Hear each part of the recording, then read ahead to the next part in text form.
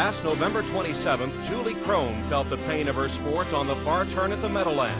This spill left her with a broken arm, dislocated shoulder, and wrist.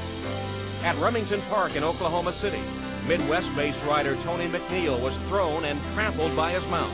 His broken left femur kept him sidelined more than 5.5 months. 8 months after her fall, Julie Crone was welcomed back to racing at Monmouth Park. Recovered from the devastating accident, Julie rode a winner in her very first race back. Her comeback was hastened by a new training method that allows a jockey to train without risking injury on a horse.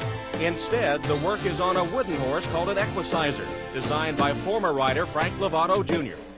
It wasn't until 1981 I'd already ridden a full year, almost 2 years, and I won the Eclipse Award. I was very successful. I guess I reached my dream.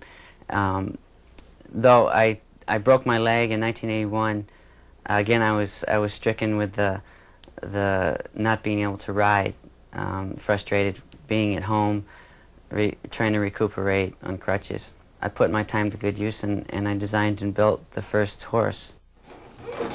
Julie Crone started her comeback in her own living room, as did McNeil. But riding this wooden horse is a bit different than riding a hobby horse. It pushes a jockey through an exhausting workout, just ask Angel Cordero.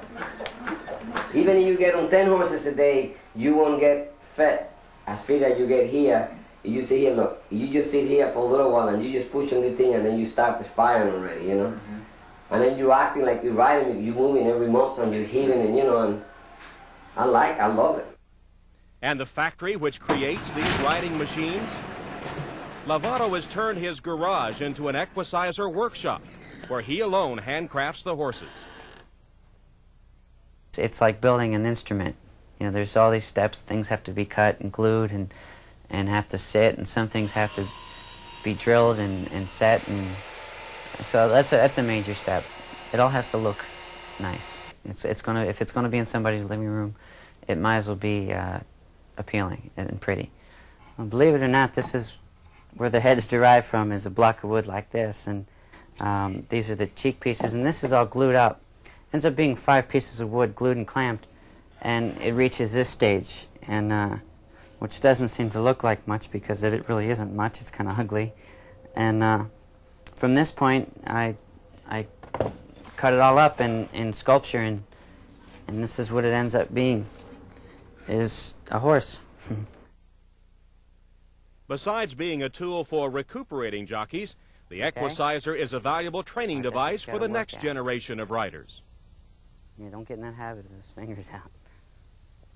You want to try to switch your stick? There you go. Get your thumb in it, wrap your thumb in there, keep the reins tight. I hope that it improves racing, and I think it will, because it's going to make better jockeys. The younger generation kids that have these things, it's going to be a big advantage for them. And they're going to be able to practice and polish up all their techniques before they get on the racetrack. It's a new concept there, too. And I think it'll improve racing. Riding a wooden horse doesn't guarantee a trip to the winner's circle. But Frank Lovato hopes his invention will help train more jockeys and perhaps another Eclipse Award winner.